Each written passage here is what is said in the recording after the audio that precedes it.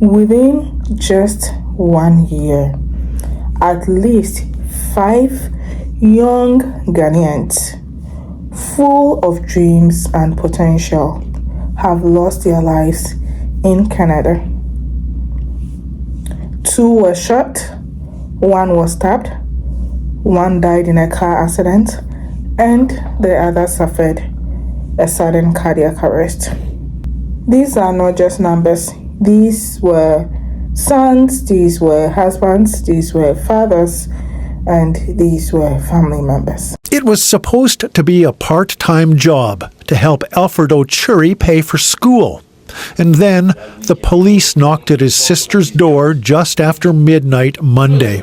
The news was broken to us that he was stabbed by a co-worker to death. Ochuri's sister is still trying to figure out what happened here at the DSI Underground plant on Monday night. She says all she knows for sure is that her brother was fatally stabbed by a co-worker. Police arrested a suspect later that same night across town. A man named Troy LeClaire, who's 30 years older than Alfred, is now charged with first-degree murder. Lydia says she can remember the exact moment when she knew her little brother was dead. I couldn't believe it until they brought me his bags. In fact, I packed his lunch, everything, when he was leaving. The rice, stew, fish, and meat was still in the bag. So it clearly told me that he was the one.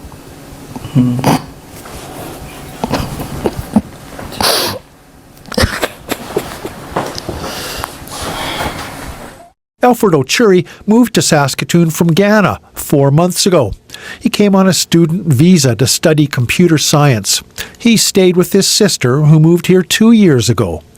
Lydia says he started working part-time at DSI Underground just last week. He'd taken Uber to work and then come home and study.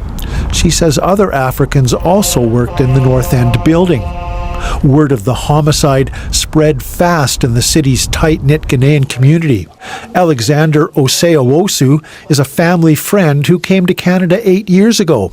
He mentors other young men like Alfred who took the same path.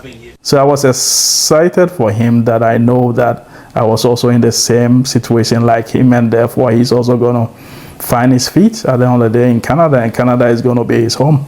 So I don't know how to describe it now.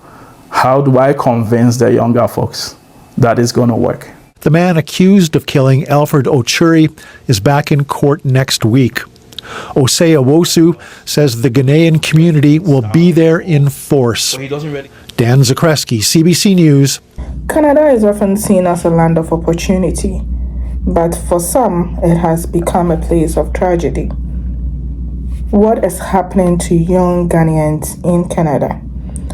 And more importantly, how can we prevent more lives from being lost? For the 4 children and wife of Adu Boakye, the pain of his death is still fresh. And I started crying.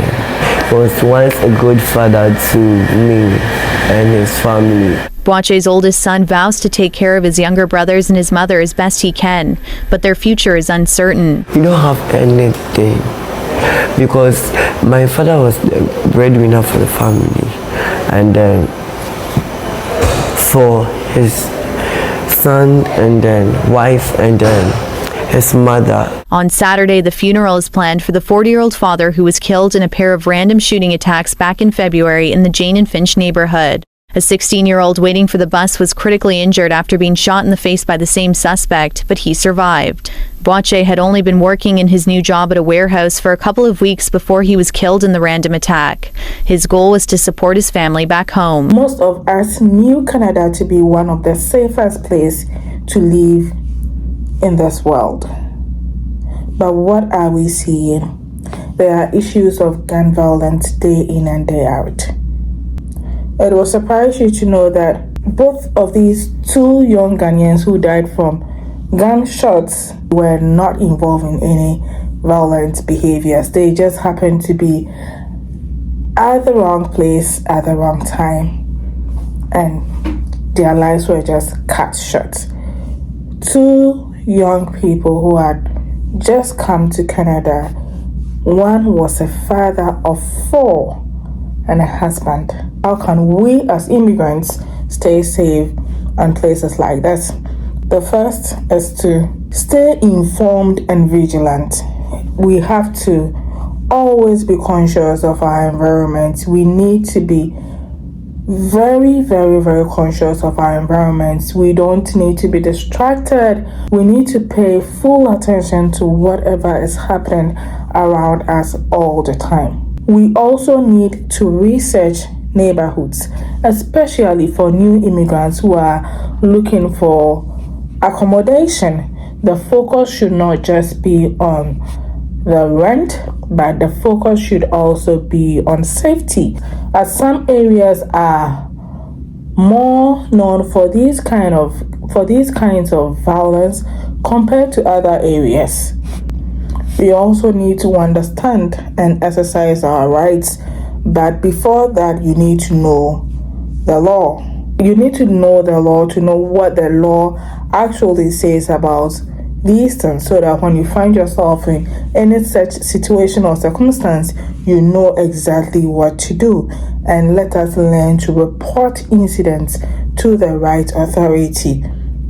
We should also prioritize personal safety. That cannot be overemphasized. No emergency contacts. If when something is happening to you, know what number to call. Instead of trying to call friends and family when you are supposed to call 911, know which is the priority.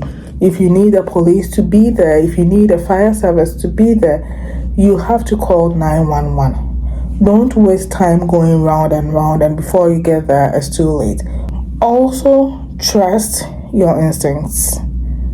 If a situation feels unsafe, remove yourself promptly and seek assistance if needed. All the time our instincts communicates to us. Sometimes we don't know exactly what, but we just feel that it looks like something is not okay. You should trust that instinct.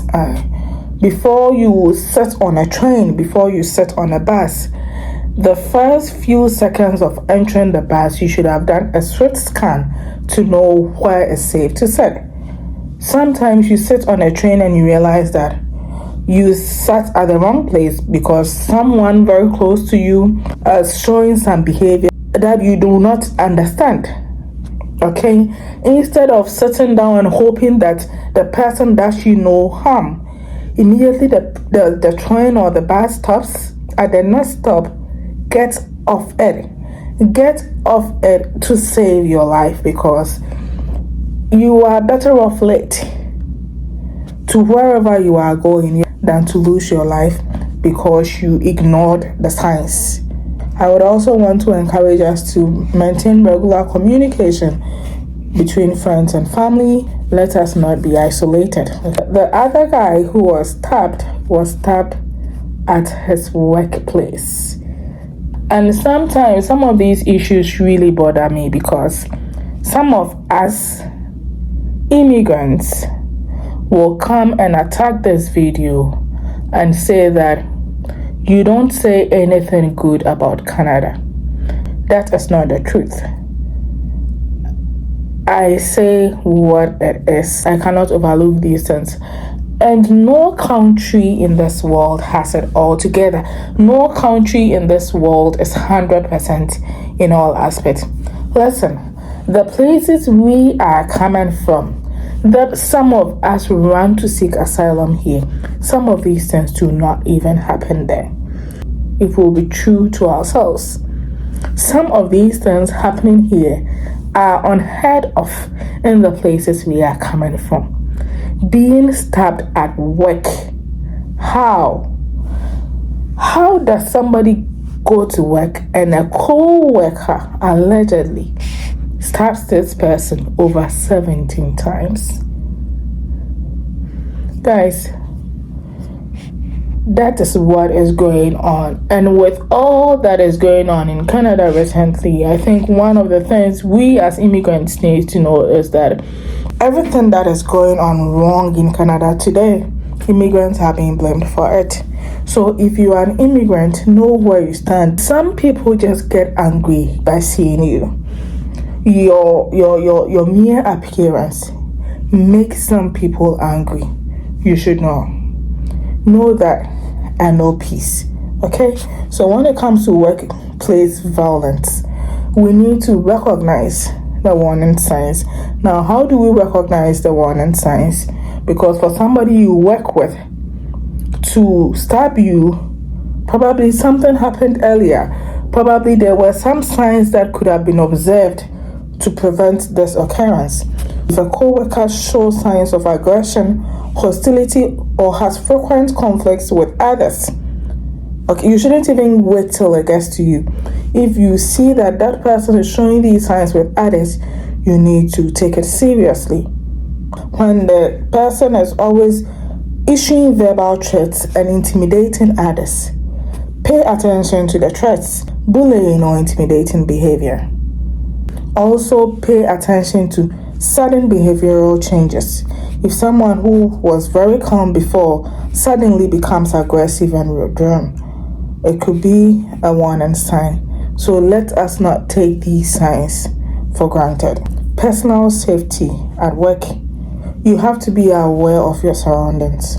Always know where the emergency exit and security personnel are. Know when to walk away. For me, this is my thing. Know when to walk away. If a situation becomes dangerous, leave immediately and seek help. It is not worth it. No job is worth your life. Don't try to handle things your way. Walk away. If you need to report to the right authority. Don't go arguing with people. Don't go trying to argue with someone who is already aggressive. You have no idea the things people carry on themselves in this country. Many immigrants, including young Ghanaians in Canada, experience high levels of stress, anxiety, and depression due to challenges such as adjusting to a new culture, financial struggles, discrimination, racism, and isolation. If left unchecked, these issues can lead to physical illness or even tragic outcomes like self-harm or violence. We should also take our medical checkups very seriously. One guy who died of a sudden cardiac arrest, and these things, although the occurrence is sudden, you will realize that probably there were some triggers that were ignored. So let us not get too busy with work to the extent that we put away our medical checkups.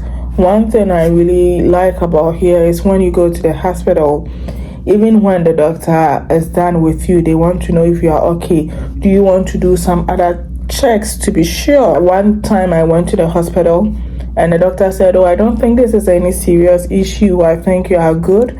But if you still want to do further checks up, why not? So they give you that option. Let us go to the hospital when we have to.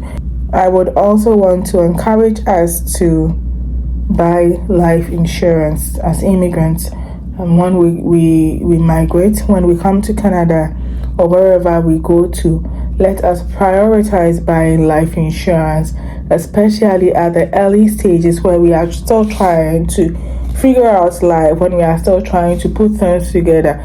Because it is at those stages that death of the breadwinner really affects the family. Let us not wait till we are fully settled or totally stable to buy life insurance. Let us buy, even if it's the minimum cover possible, if it's your annual salary or if it's your 2 years salary, you can buy as a cover. Let us do that so that when these things happen, at least we leave our family with something to depend on till they are able to figure out what to do next. We cannot bring back those we have lost, but we can honor them by ensuring no more lives are cut short. Let's stay informed. stay connected, and support one another. To the families and friends of those we have lost, we stand with you. Let's work together to create a safer future for all young Ghanaians in Canada. Thank you so much for staying with me, and see you in my next video. Stay safe. Bye.